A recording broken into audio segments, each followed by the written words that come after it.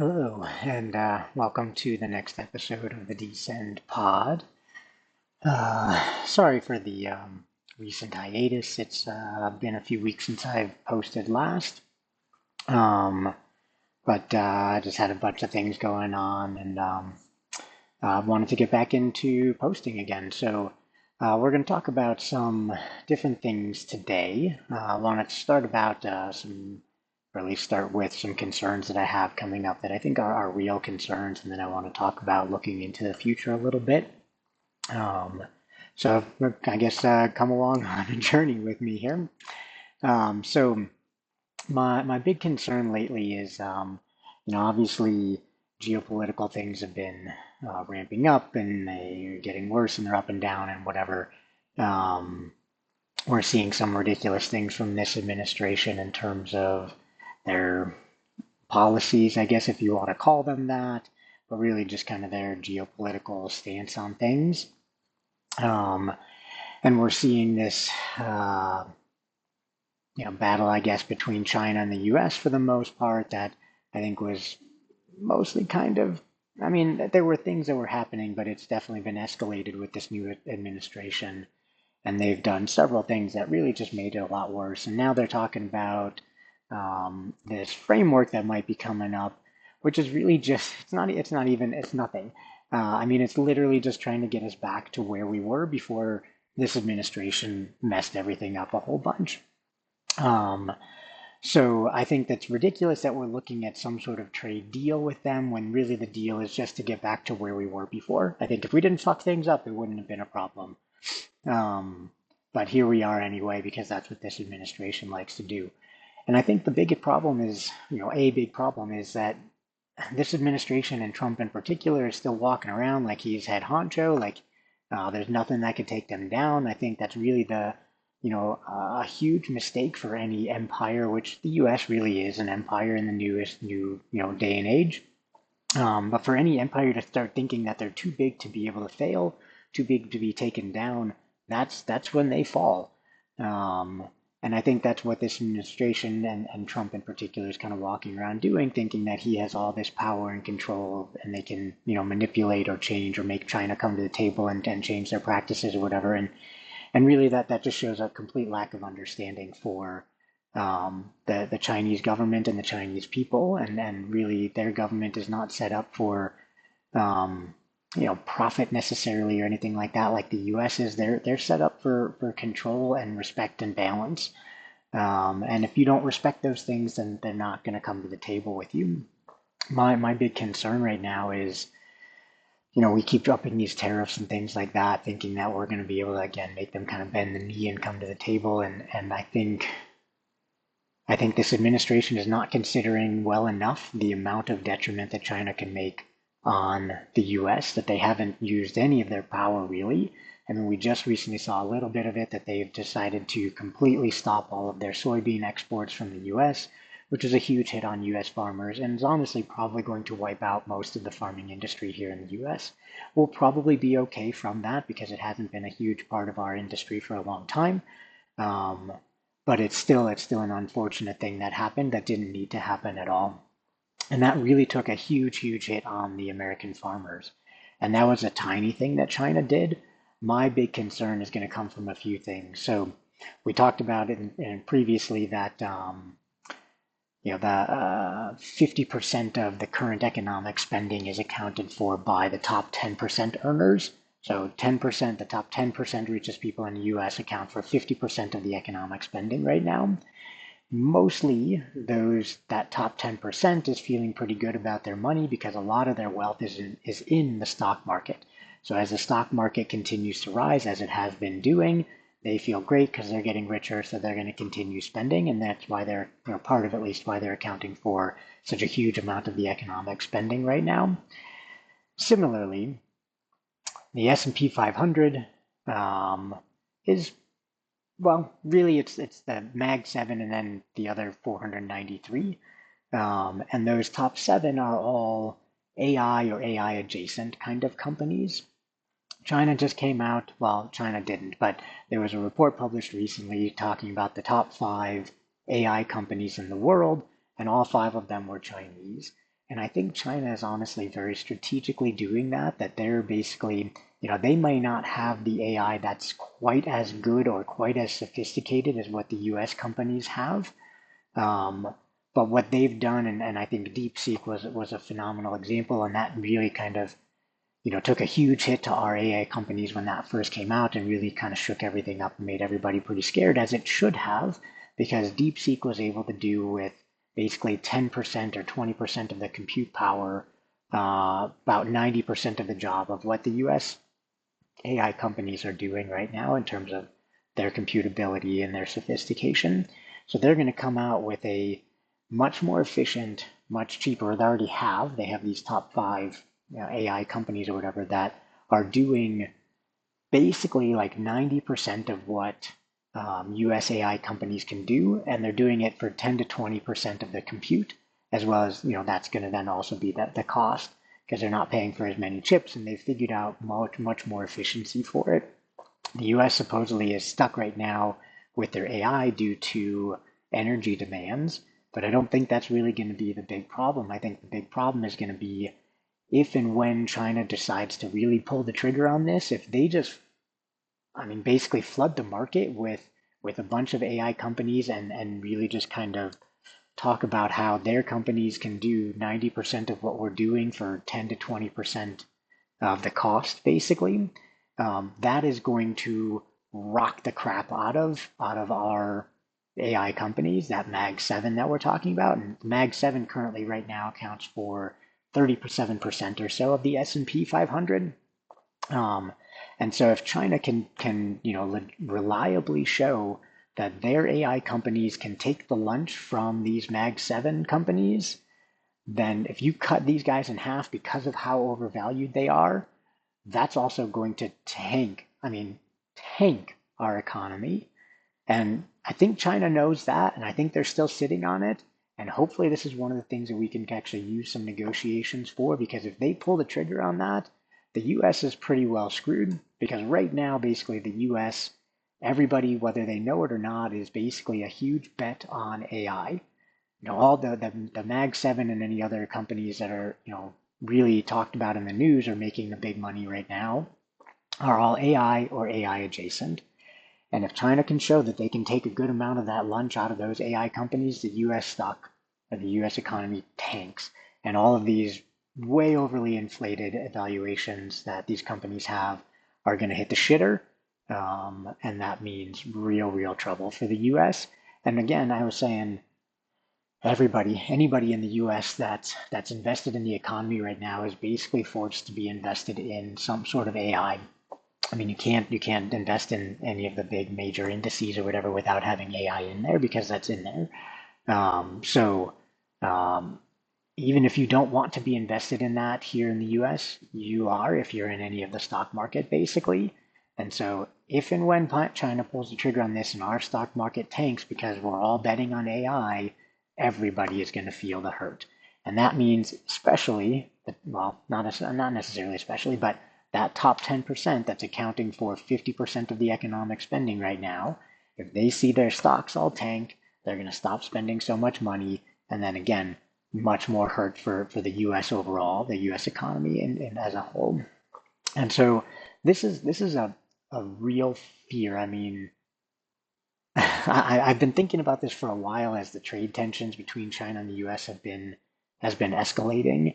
And I'm just kind of wondering when China is actually going to use the giant stick that they can wield, and really put a big hurt on the US. And I think if this administration can't get their act together or keeps pushing them, because China is a very prideful people, um, if we keep trying to insult their pride or push them on that, I think they're going to come for the jugular for the US. And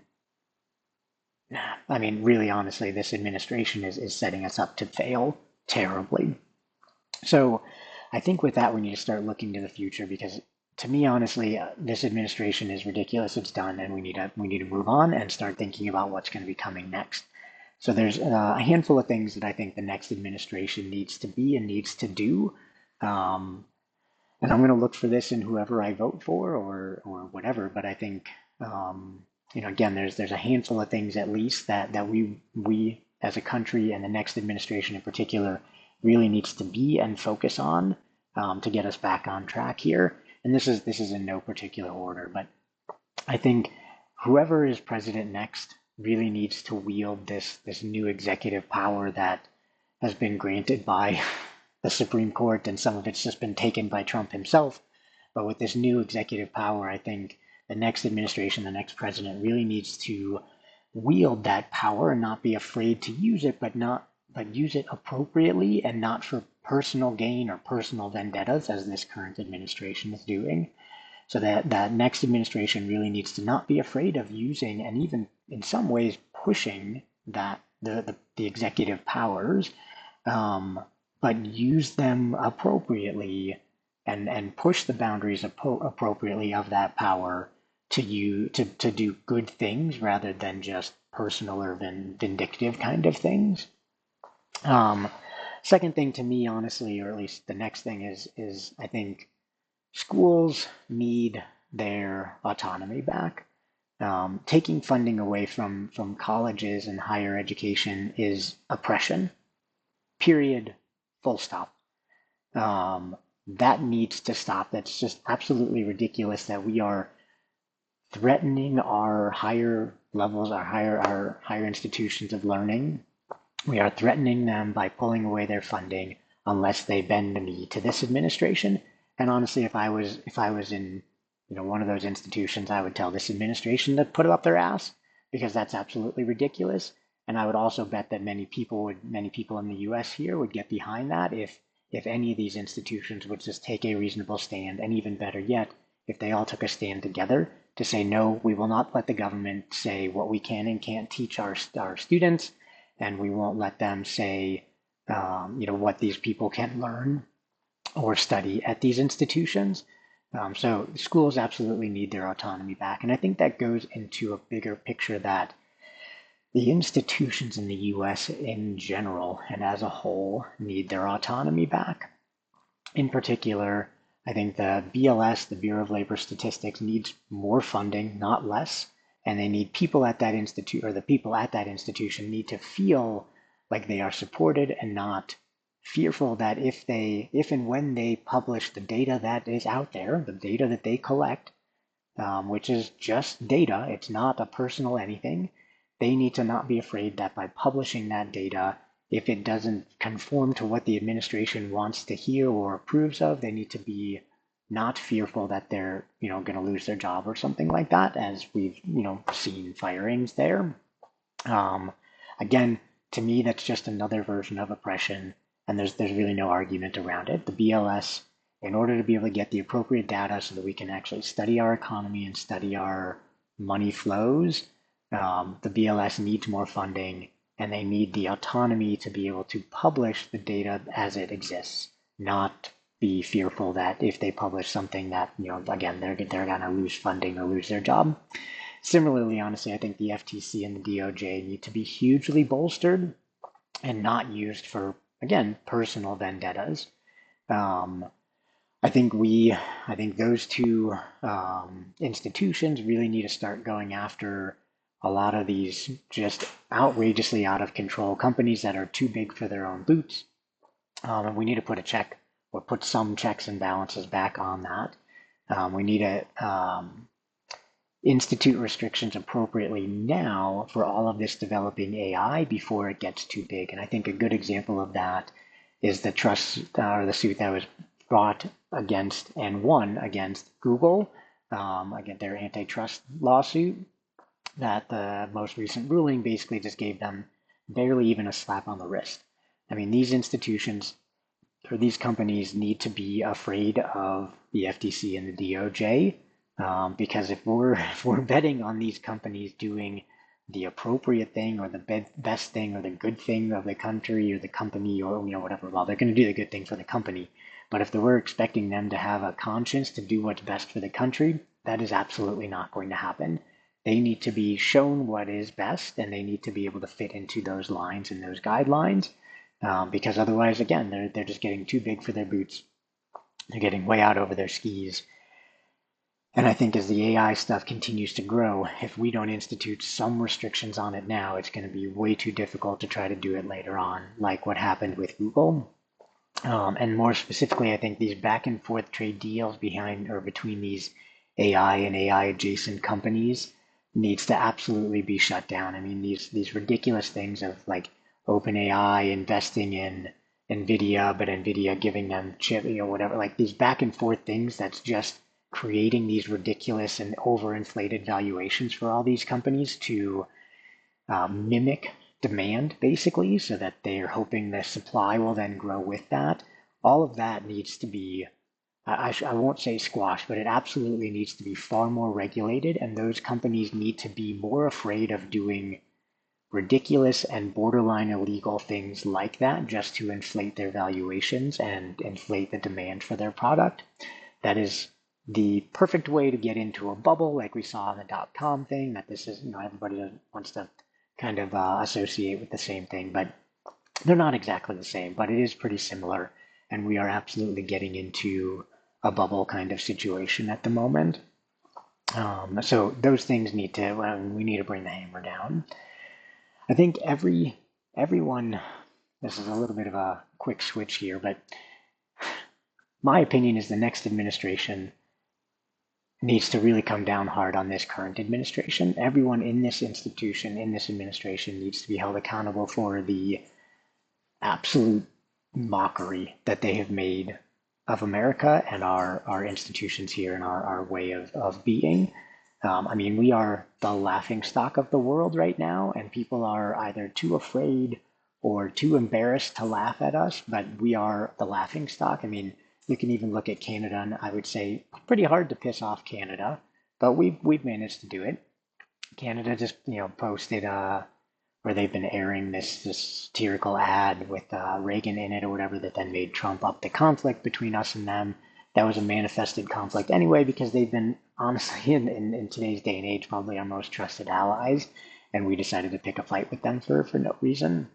This institution, or the next administration really needs to come at this current administration's people for creating this mockery.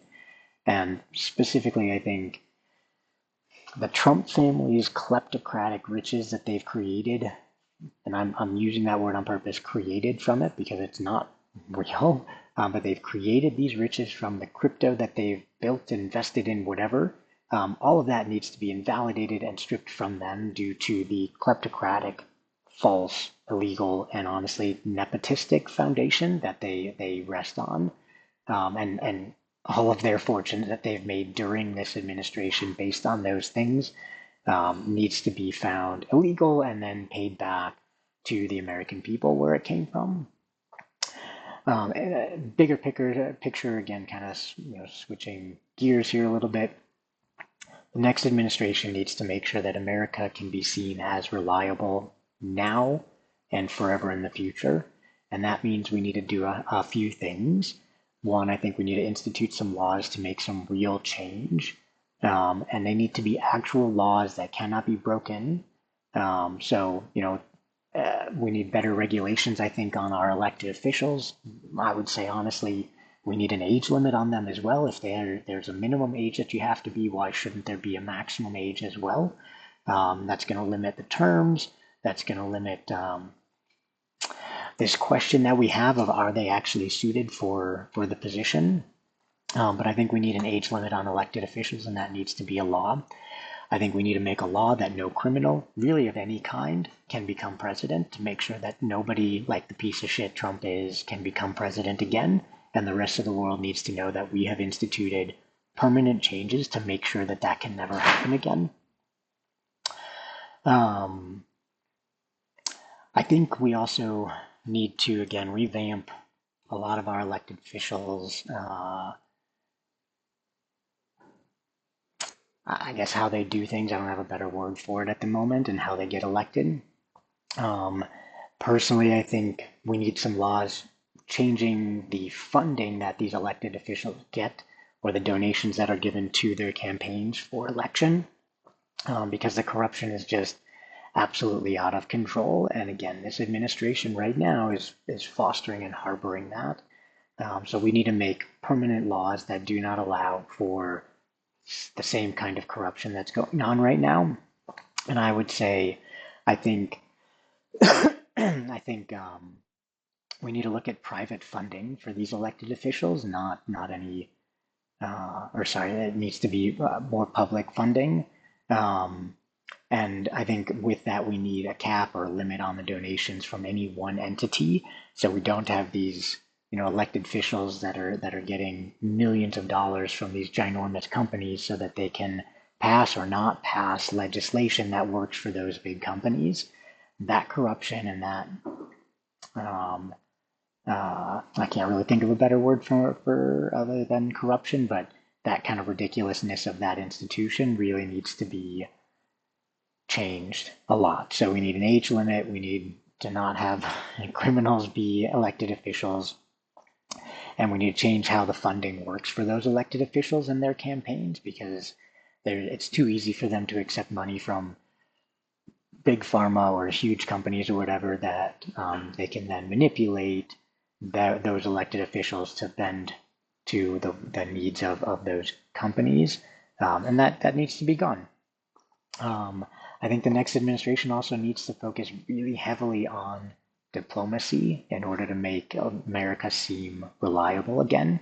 And I mean really heavily. We need a diplomat in probably every country, if not more than one, several diplomats in every country that we're working with, um, because those companies need to feel our presence, but also know that we want to do it in a diplomatic way, not in an autocratic way.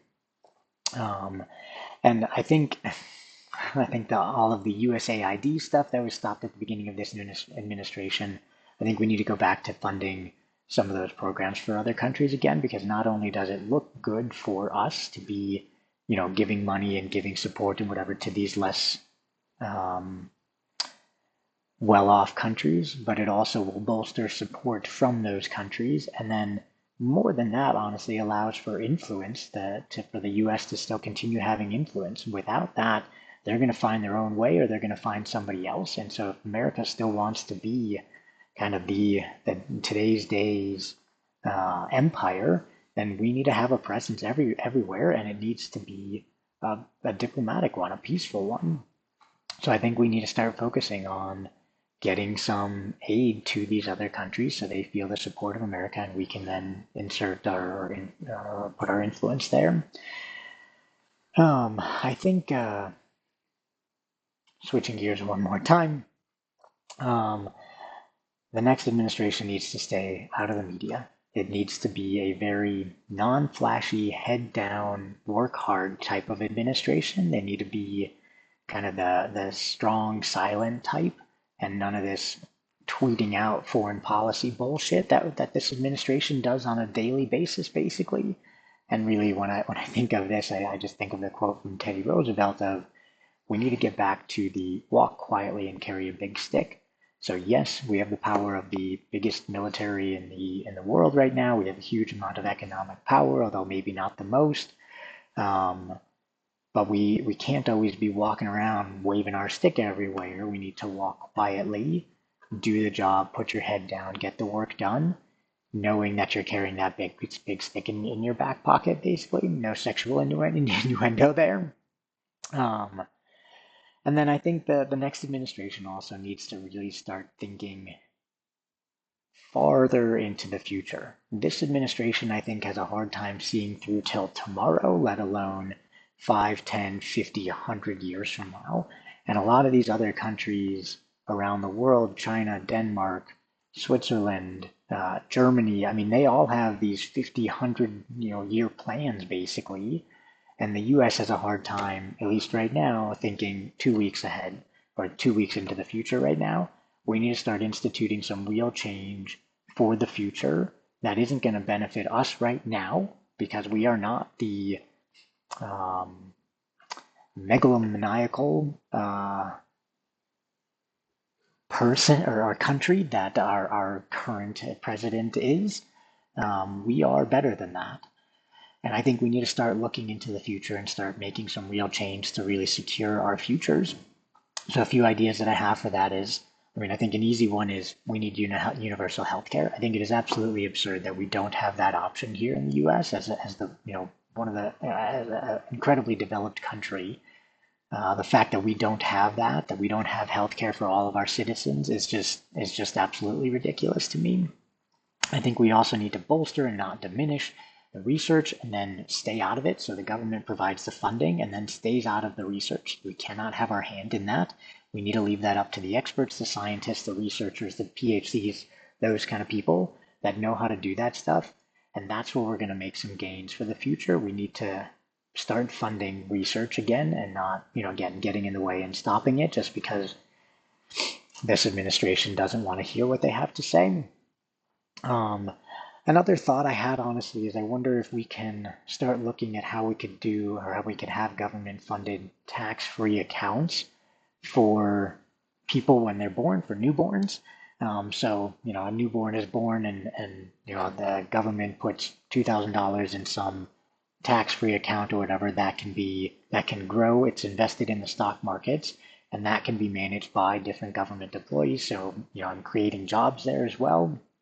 Um, and those accounts are managed for the lifetime of those people. And then people can put those people, their immediate family, and those people as they age can put money into those accounts, but they cannot take any money out until, I mean, I'd have to look at this some more, but arbitrary or, my initial thoughts would be like they can't pull the money out until they're 50 or 55 or somewhere around that age, so that more people have more money available to be able to pay for medical bills as they get older before they reach retirement. Um, and those stocks with compound interest, any economist, any financial planner, whatever, can tell you, you put 2,000 in at, day zero. By the time you're 50, that stock's going to be worth several thousands of dollars.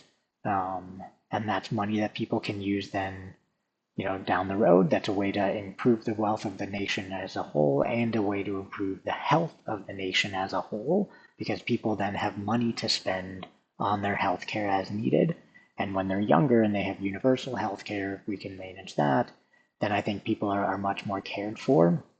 And we're not having to worry about the severe epidemic that's happening with not just physical but also mental health in this country. And I think that would be a huge burden relief if we could create some sort of program like that. And then lastly, if we're looking at the future kind of things, I think we need to get back into looking at the energy crisis throughout the world. We need to work with other countries to again kind of create this whole environment that we are the people of this world. We are not individual countries. I mean, we are, but we together need to work to solve the problem of the world. If the world is having a problem, each country on its own cannot do it. We need to all come together and figure out some problems. And I kind of imagine, again, Denmark is as the world's leading power for wind power. So why couldn't they share, a lot of the research and things and tactics and stuff that they have for that with many of the other countries of the world? China's done a great job with solar. They can share that. The U.S. is been doing oil, so has the Middle East. But I think we can also look at other alternative energies, and I think we need to find some new ones as well. And maybe even go back to a little bit of nuclear stuff. But I think we need to work as a unified world to solve that energy crisis. And that does also go into climate change as well. And that also needs to be a focus because, again, that's not just affecting one or a couple of countries. That affects everybody. And we need to start having the ability to actually look 50, 80, 100, 200 years in the future about what's going to be happening before we just leave the rest of this degraded world to the next generations, and thinking that they're going to fix it, because let me tell you something, they're not. If you don't start instituting something, nobody else is going to do it for you. So we need major reform there, and we need to work together as a unified world to save the world. So I'm going to leave you with some parting thoughts that I think, again, the next administration just needs to have a solid leader. And again, I'm using that specific word. It's a leader, not a wannabe autocrat or a one-man show, but a true leader. And a leader is someone who magnetizes other people towards him or her, that people want to work with that person, someone who makes people want to work together or honestly get out. Um, and I also think that a great leader is really someone that takes the blame first, takes credit last, and creates a productive and efficient environment for the betterment of everyone around them. And that's really what we need in this next administration. So I'm going to leave you with those thoughts. Again, thanks for tuning in. Thanks for listening to my podcast. If you like this, please like or subscribe or do both. And I would be happy to have any comments at all. Anybody that has any thoughts or suggestions, both good and bad, feel free to leave some comments or, like I said, like or subscribe this. And I'll keep doing some more content as you guys see fit. And again, I'm going to kind of put another plug in there for what I had said last time as well, is if anybody wants to be on this podcast or wants to have a chat, talk about the things that are bothering them or stressing them out, or thoughts that they have about what's going on in the world, I'm happy to have those conversations. So just leave me a note in the chat, and we'll see if we can get you on and have a wonderful conversation. So with that, I'm going to sign off, but it's been great, and I will see you next time.